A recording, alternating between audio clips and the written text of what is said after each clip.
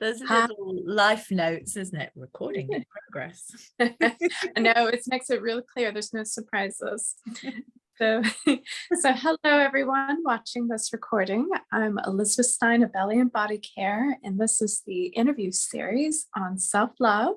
And today's guest is my lovely, delightful friend, Marcia, and we met through personal development, intuition training. She was actually my guide through a lovely course. And I'll let you say a few things about your work and who you are. Well, it's just lovely to be invited and to catch up, probably, Elizabeth. It's been a while. So my background is a mixture of body work and energy work and intuition. I kind of put them together, and I work in person and online doing workshops and clients, anything to do with land, bodies, emotions, and really bringing your purpose into life. So for me, I work with a lot of high level, teachers, healers, speakers, to help them maintain their energy so they've got the energy to deliver their message. Because as we know, living your purpose, it's wonderful and it's fulfilling, and it can be taxing on the body and bringing stuff up. So that's kind of me, really. At the moment, I'm also teaching in a women's prison, which I absolutely love. So yeah, that's me, really. And you're calling in from the UK, correct? I am. It's just getting dark here, so we were in winter season. So I was looking at the light thinking the day's almost over at only 5:30. So yeah. Oh, well, we're like half past noon. So so our day's nice and bright and sunny. Lovely. So Marcia, I love to ask this question, but we'll be free flow today. What is self-love to you? I was thinking about that when I read through the questions earlier of, because it can be so easy to go into a rhetoric answer of self-love is taking care of myself and nurturing. And there is definitely elements for me of the practicalities of making sure I drink enough water and, the food that I do. And really what it came down to as I was thinking about that question, the self-love for me is about being in the moment with what I need. And sometimes that self-love is, telling people to leave me alone. Sometimes it's just connecting with what's joyous. Just before this interview, you and I were laughing and having so much fun. So it's the nurturing of all of me is welcome, whatever mood, whatever's coming up for me, however I'm being. So bringing all of me in as I would do family and friends. I was working with horses today. So bringing all of that in, accepting of me, and then just doing what takes to take care of me. So read a book, do some nature. So that's that. And the thing for me about self-love is it's a fluid state. It's not like this is what I always do for self-love. So it's like any relationship, it's what's going to keep me nurtured, loved, balanced, feeling good. So I guess that's it, really. So it's like really just bringing it to the basics and the present moment is what I hear. Like, however you are, if you're in a shit mood, like, you just honor that. If you want to go play or go rest, like, it's like really what I'm hearing and taking away from this is like honoring yourself as you are right now. Yeah, and I think also having that foundation. So when you have a baseline that you're doing your water and your food, and so you've got an equilibrium within your own health, your breathing, your daily practice, whatever that is. And then for me, in that baseline, there's also creativity. So I do crochet. There's what would I love today? So today we just kind of went drumming and, out with the horses. So that equilibrium that's not static, there's, it's like an accumulation. And then in the moment and the day thinking, what do I need for me today as well? you know, that's part of it. So there's a baseline of practice and what I do to take care of myself, finances, all sorts of other things. And then there's in the moment and on the day practices, activities, whatever makes me feel good on that day. Oh, so yeah, so it's like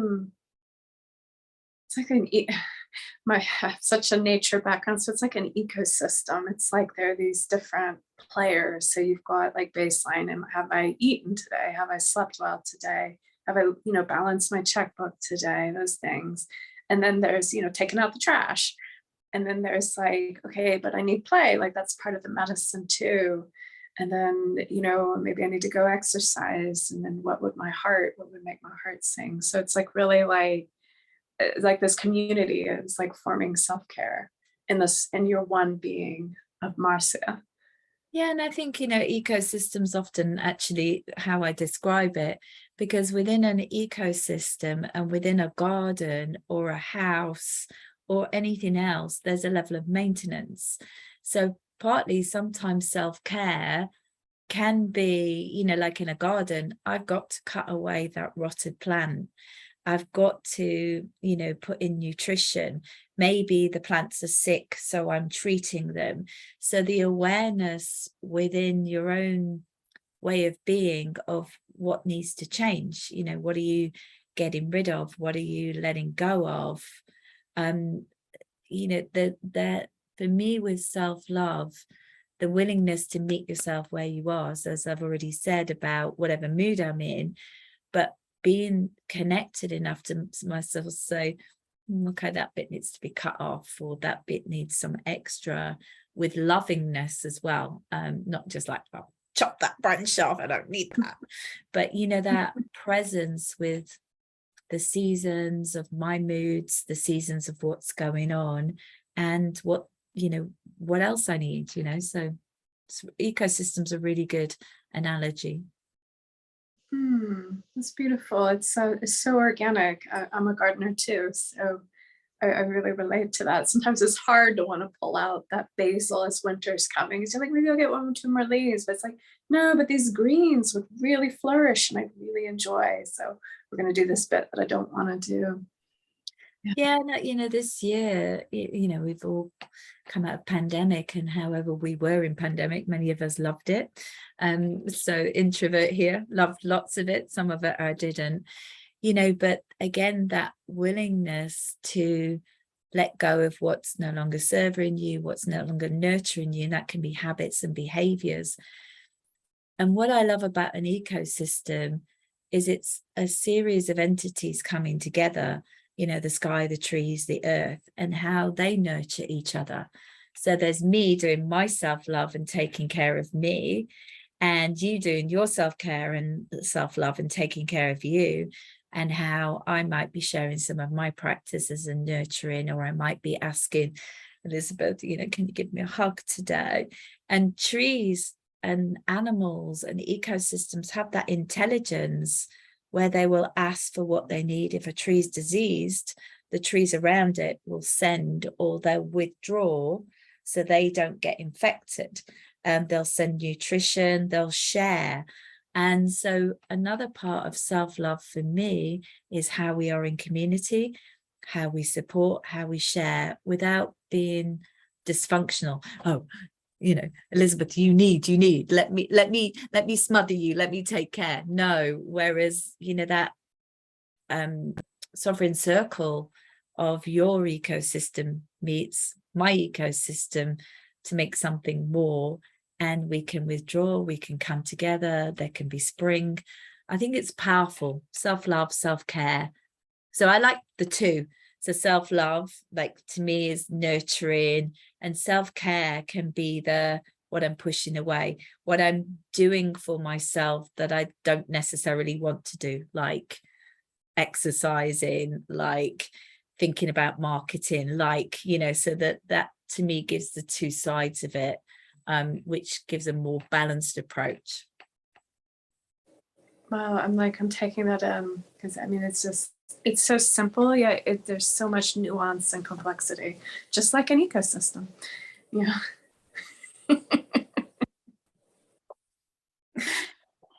Yeah, and I think, as we discussed earlier, the habits and letting there be fluidity and flexibility in that. So daily I'll do some meditation, water, exercise.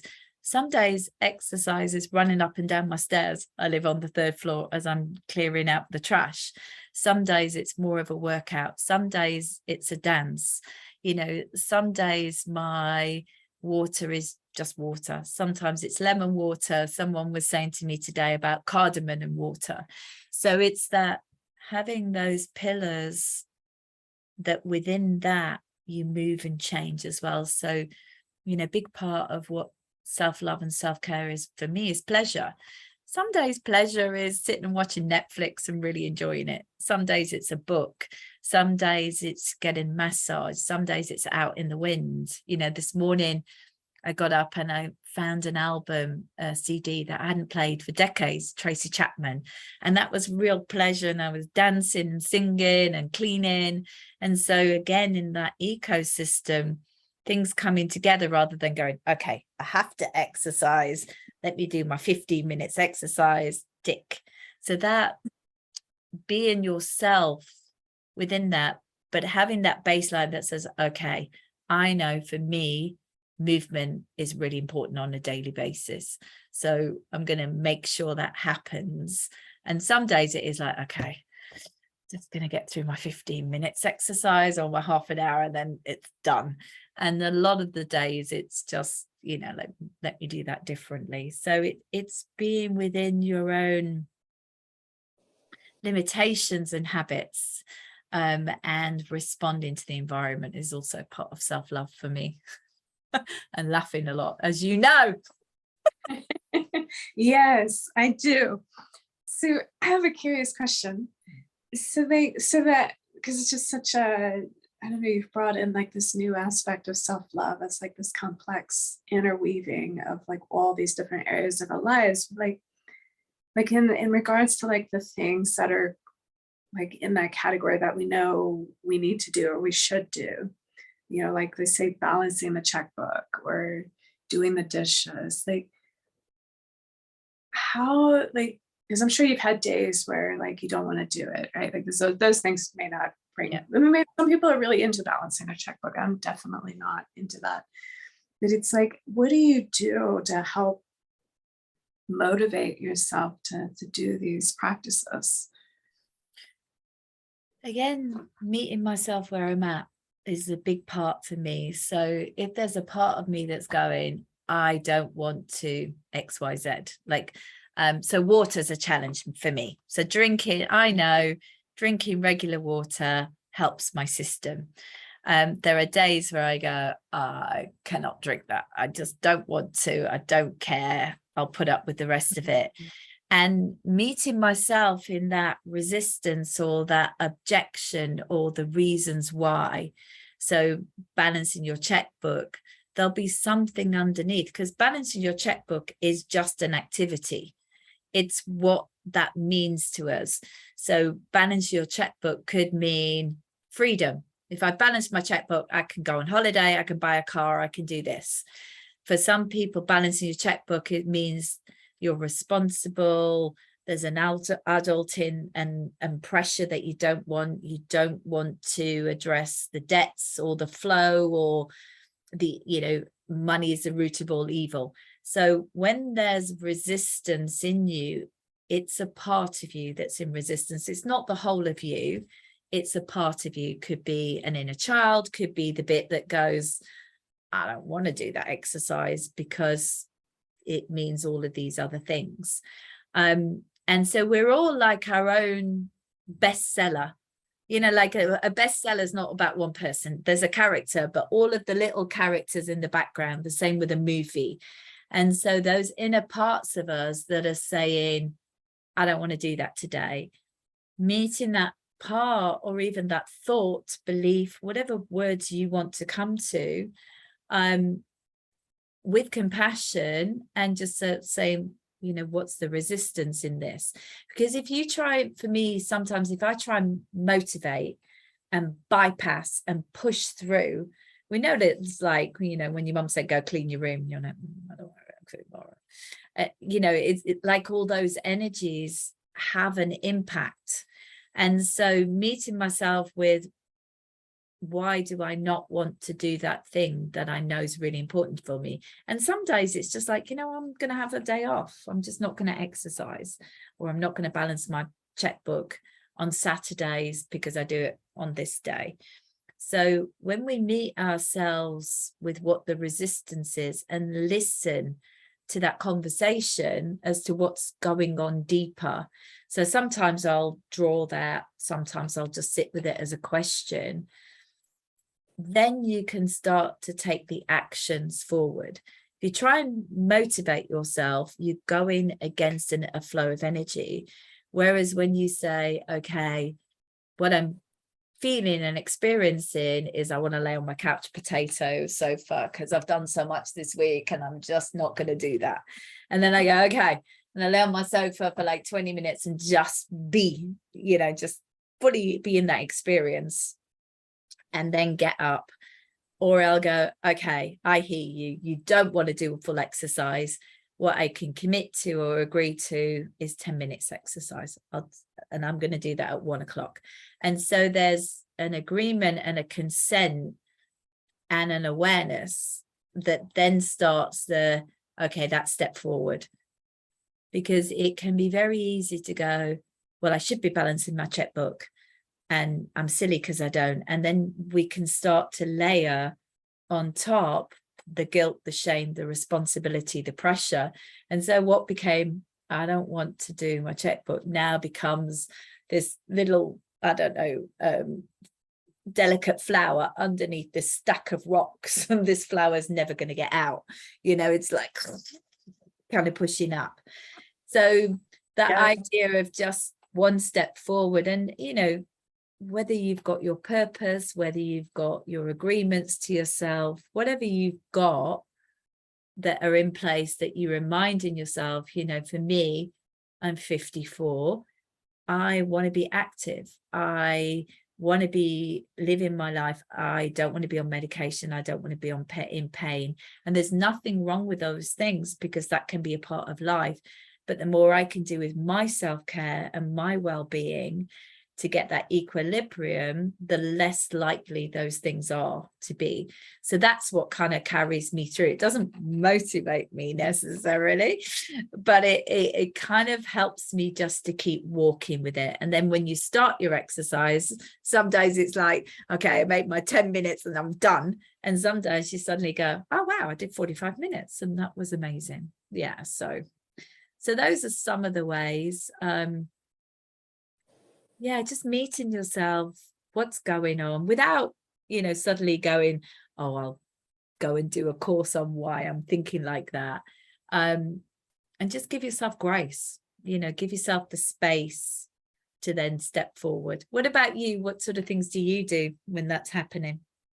Oh gosh, I think I do some of the practices that, like, you know, my own version, like drawing or having a conversation with the parts. I'm definitely guilty. It's my personality. Sometimes kind of push into things and be ornery and hard-headed, which of course doesn't work. Like, it'll look like it works for a second. It's just like you're pushing in and making a little bit, like, no, but then it's like this big collapse. It's like binge eating on sugar, you know, and you never feel good after you do that. And then sometimes, a lot of times I'll just give it space. Like, I'll just like, hey, this is not happening today. Or I think one of my go-tos is I like to sit with people, because then they can see things that I can't see, and get like people that I trust or that I feel intuitive. Like, I'm like, okay, I have this thing that I want to push through. All right. Like, universe, show me who's the guide. Will I benefit from a guide? And then I'll kind of follow, you know, like that energy. It's like this yum, like I get like this bing, bing, bing for me, because I'm intuitive and kinesthetic. So I'll kind of get like this sort of chime in my body, and I'll feel things that just feel good and expansive and opening. And I'll feel kind of like a lightening, like a lifting. So It's interesting, isn't it? The language. So you said the push through, you know, so like that's effort, isn't it? The push through. And we were talking about martial arts earlier, and when I did lots of martial arts, you can either spar and fight, or you can take someone else's energy, they come with you, and go with it, and go with the resistance of like the Wu Chi kind of, you know, pushing hands. And so to engage with it, as you said, so okay, I'm feeling this, and so I'm going to get other people to tune in. Another thing that I do is, because, you know, I'm an energy worker, so the beliefs we have and the experiences we have an energy. And if we imagine that there's a tangibility, there's a weight to that, or a shape or a form. Sometimes what I'm doing is, you know, if my sink was blocked, I'm going to do certain activities. You know, if the, you know, the trash, rubbish as we call it, needs to go out, there's an activity. So simple energy techniques, when we're feeling the lack of motivation to do something that is good for us, as we've both said, giving it space, meeting it where it is. We both said exactly the same thing.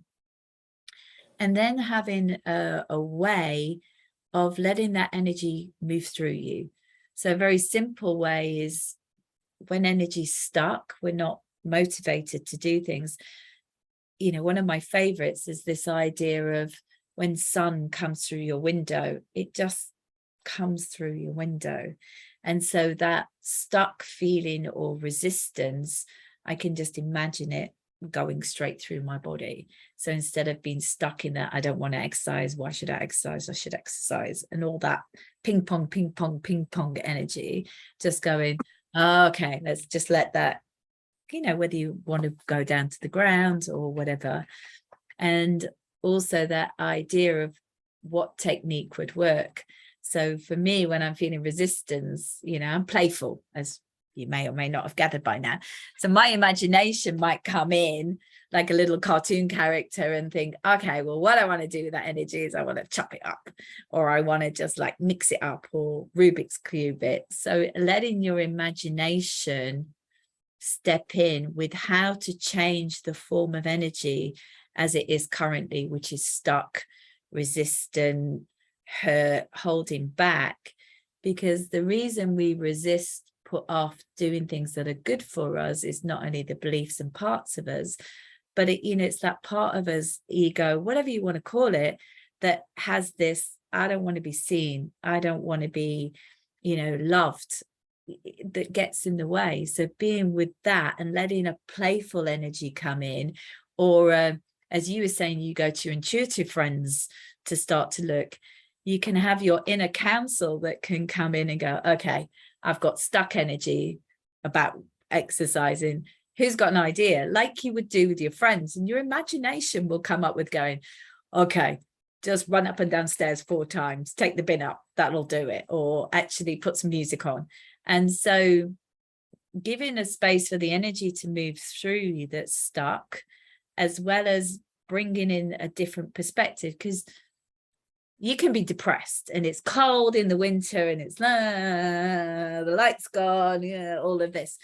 I could go and put a tune on, or I've started laughing with you, and everything changes. So it's very, we have a remote control, you know, or a kind of an adjusting board for how we change things as well. So use what you know as well, you know?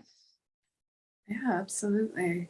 It also reminds me, I don't remember the exact quote, but it's something like, your brain doesn't know the difference between what's actually happening and what you're imagining. You know, like say if we had a bad experience with somebody and they're not in the room with us, but we just think about them, like we go into like this response, you know, but we can use that also for positive, like what you're saying, like let your imagination. So like, the exercise one that you mentioned, it's like, okay, let me imagine the stuck energy of me not wanting to exercise. And what can I do with this stuck energy to move it, you know, chop it up, Rubik Cube it, and chuck it out. So it's like, it actually does, you know, whether you believe in energy work or not, like there is neuroscience to back that up too. Yeah, and also, you know, it's like all those TV shows where you can call a friend, you know, you can start to think about the athletes or the financial people that you know that are successful with money and go, okay, so what would, I don't know, Warren Buffett do with money, or Elon Musk? Doesn't mean you have to believe in everything, but what's the action they would do?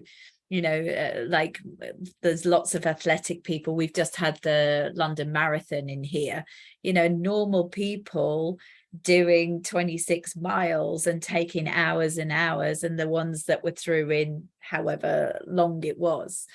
And so sometimes calling on the skills intuitively or logically of what someone else would do that does that so amazingly, and kind of embracing it, because like the trees can send nutrients to each other and they can stop diseases, we can do the same thing and start to embody that. And then as you said, our cells and imagination don't know the difference. They've done some amazing experiments where somebody was bending their finger and actually doing the actions, and somebody else was imagining they were doing that and not doing it. And there was only something like 8% difference between how it changed.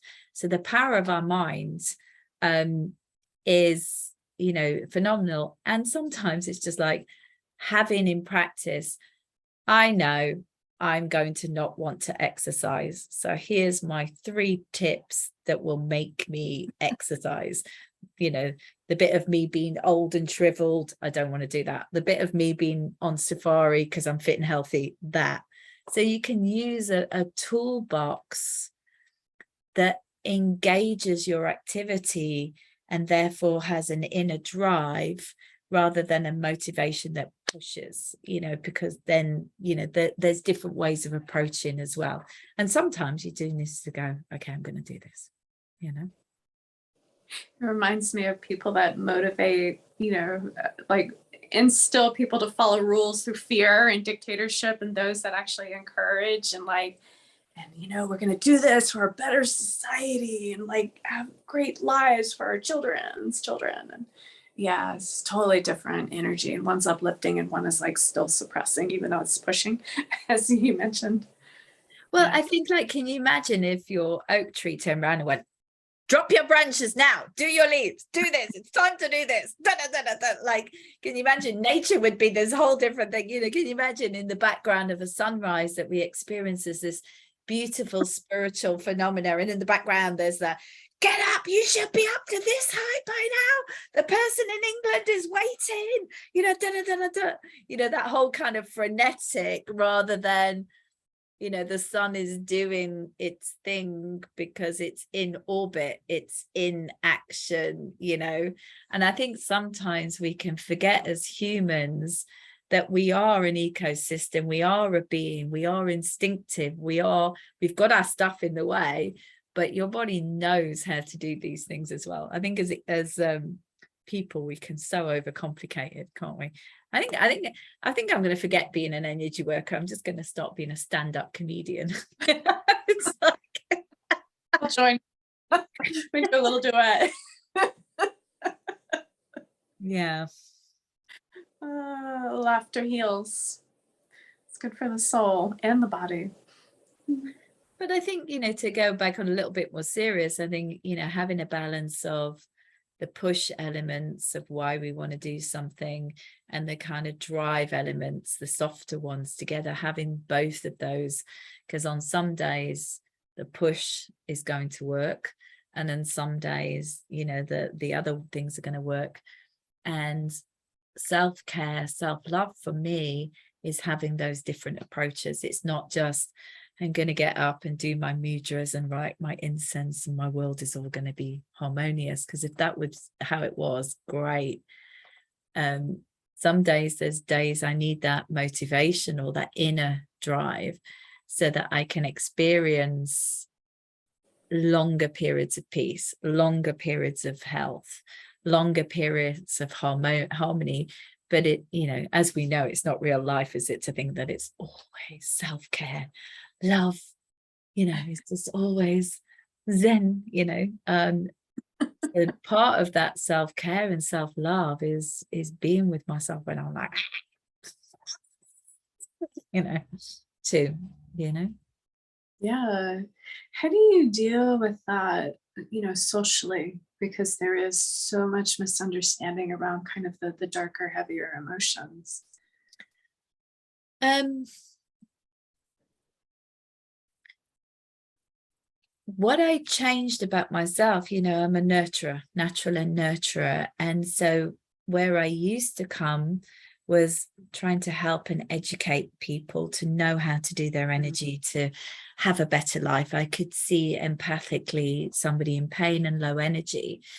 And at one point, socially, I would still think it was my job to share. And so in some ways, what we talked about earlier about crossing consent of, how is that socially? Is that the place to do that? So with other people, I may share or may not. What I can do with myself, to go back to ecosystems, is by being present with what I need to be self-care and to be nurtured. As an introvert, sometimes that's time out in the toilet, hiding away from everybody to get a breath. And the more that I became habitual about practices like energy clearing, like being aware of my own space and nurturing rather than I've got to protect myself, then the accumulation of that meant that my energy was much more stable, much more steady, much quicker to come back to what I wanted it to be. And therefore that had an impact more in the world. So yourself, when we were in our CYD course, one of the reasons you chose me was my profile written, but mostly it was something about my photo and me. So that's what we're doing. So doing that socially and learning practices where I don't have to go, I'm just going to close my eyes and count and sing and do this and right, okay, I'm back. Ways of breathing, so polyvagal breathing, energy clearing, so your vagus nerve, you can take deeper, slower breaths, and that doesn't have to be obvious. So there's subtle ways that I can rebalance my energy in social circumstances, and there's other things that I can do, like, hang on, I teach in a prison, and what I'm saying to the women is, you don't have to be good girls and sit still. Sometimes you kind of roll in your shoulders, and that may be obvious or not. And not wanting others to change. If you were not so strong or this or outside, but being aware that my ecosystem started, suddenly the rain, like I've caused this nature thing talking about ecosystems.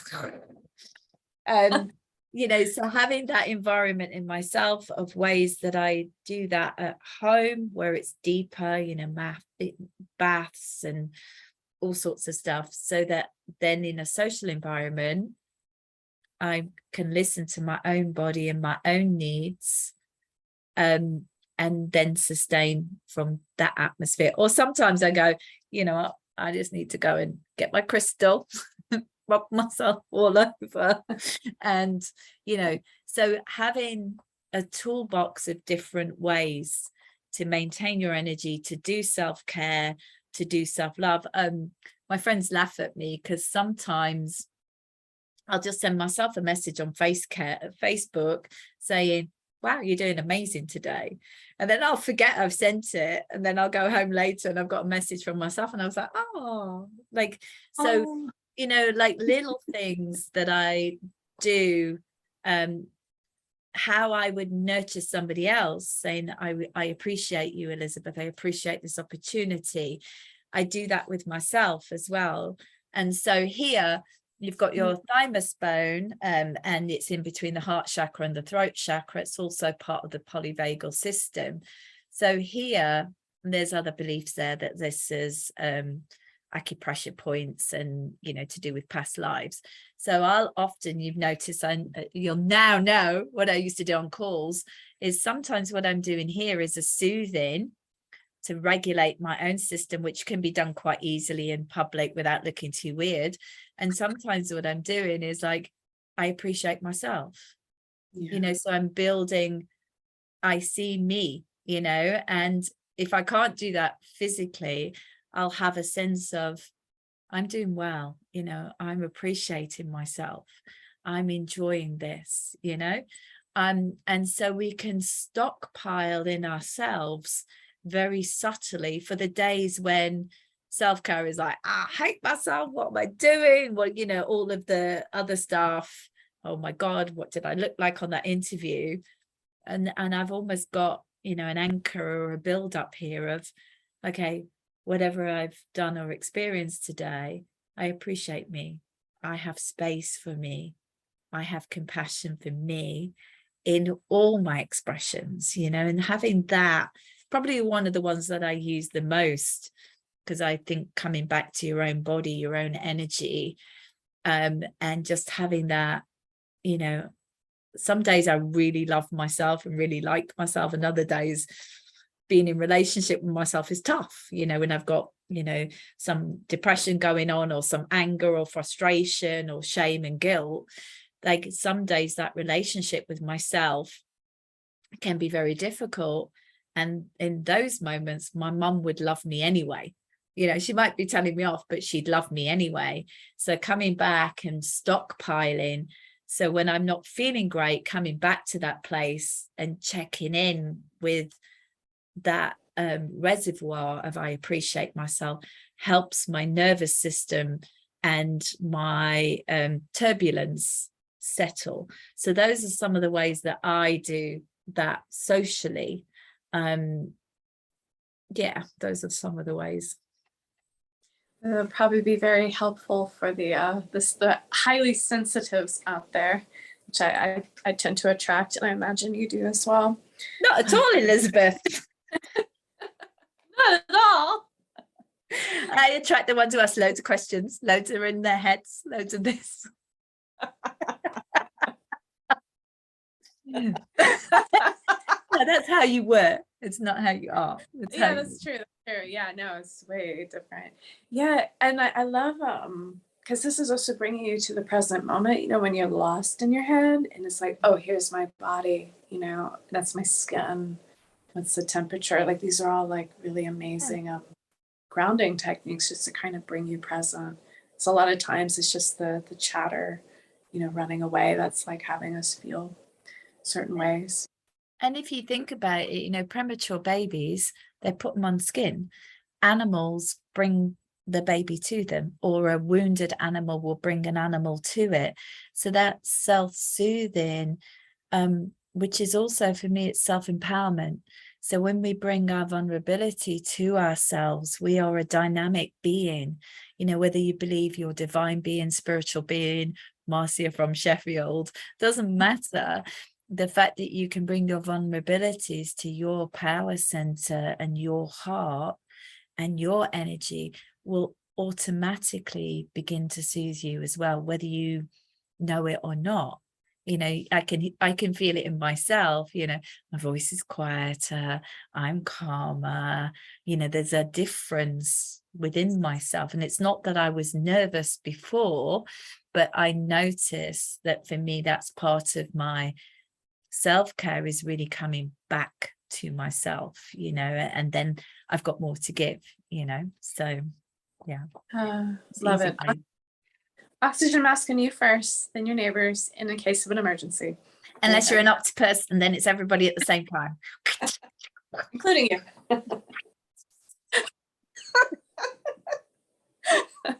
Next time I see you, Marcia, I'll be like, I'm glad we're having this very serious conversation on a Friday. You know, it's balance, serious and play. But then not how we started the self-care talk. Well, this is it, you know, and in polyvagal theory, this idea about ventral, which is very calm, and your sympathetic system, which can be slightly stressed, when they're aligned, you get play. So this whole idea of bringing what's having you feel anxious or stressed or not sure into your sense of play, we've just modeled it perfectly, you know, we're just doing that whole thing. Make it easy, you know, have your practices that you love, that are like a onesie. You always used to see me in my onesies, like I'm dressed for once. So have your familiar practices, and then have your ones that stretch you. So part of my self-care is doing something each day that makes me uncomfortable. And that might be, I started to do artwork, and I've got a belief that I'm rubbish at artwork. So every day I did a drawing and shared it publicly. I have every day I face something that I don't want to face. That might be finances. It could be doing an interview. It could be planning a holiday because I don't think I deserve time, whatever. And so each day having something that you're uncomfortable about, it could be something joyous, like going on a date. It could be going dancing, but there's an uncomfort with that, a discomfort. And when you do those kind of things, you stretch your self-care, you stretch your self-nurturing, because you're saying there's more of me and there's more to experience, and bringing that space out. So that's another one, self-care, that I do. And depending on how I'm feeling, some of those days that's 2 minutes to midnight, some of it's 6 o'clock in the morning, and some of it's somewhere along. And some days those are big stretches, and then some days they're smaller, but they're always at least outside my comfort zone. So that's another part of my self-care. Love it. You've mentioned polyvagal theory a couple times. What could you define that for those listening? Yes and no. I'll put the references in. So it's a lot of kind of trauma work, so internal family systems and polyvagal theories coming forward. So what I'm gaining of it, is that your body can be in different stages with your nervous system. So you can have in your green, where you're available, everything's moving, you're flexible, your emotions are calm and all of that. In the red state, you're immobilized, could be angry, could be depressed, and you're only available for certain things. And so there are going to be times in life where we're in this immobilized, angry, depressed, ill. And it's polyvagal theories is about how we have less frequency, intensity, and duration in that space, and how we move ourselves out of it, and how we increase the intensity, frequency, and duration of being in this relaxed, so our nervous systems are able to respond more. There's a lot more to it, and I'm by no means an expert at all. It's just something that I've been really using. I've been using vagus nerve for, 30, 40 years, which runs through your body. And if you're breathing differently, so slow, deep breaths help to activate your vagus system. There's a whole heap more, and I'm sure you'll get some wonderful comments underneath.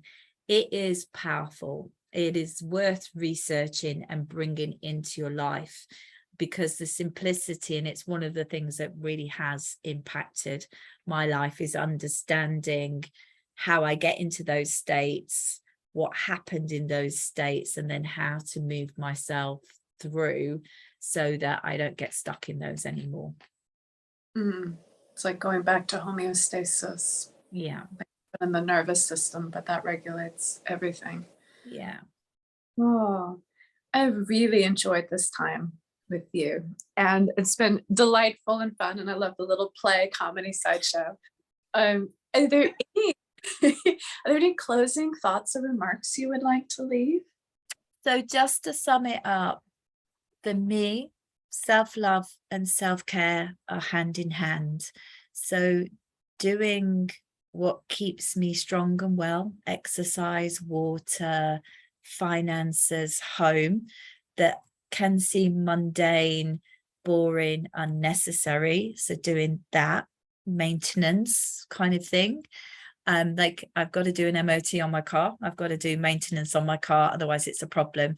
And self-love for me is meeting myself wherever I am, whatever mood, way to be, accepting myself, even if I don't like the behaviors, making a space for all of me is welcome, and then doing practices that inspire me, or pleasure or fun, and the two coming together give a strong undercarriage. You know, they give a strong way to be that keeps it flexible.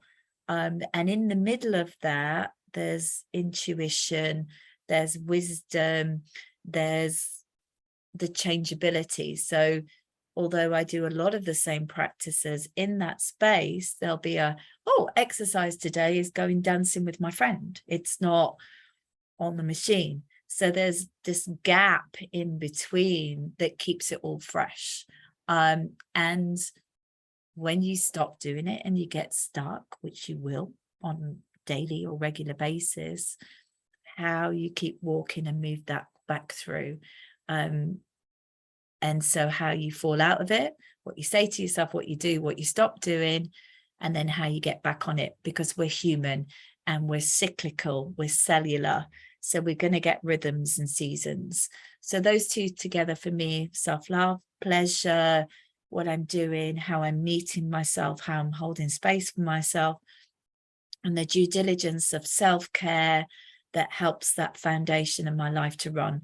And then the gap in between, which is the mystery and the playfulness and the marvelousness, and the bit that goes, oh, actually what I need to go and look at is polyvagal, or actually I need to read this book.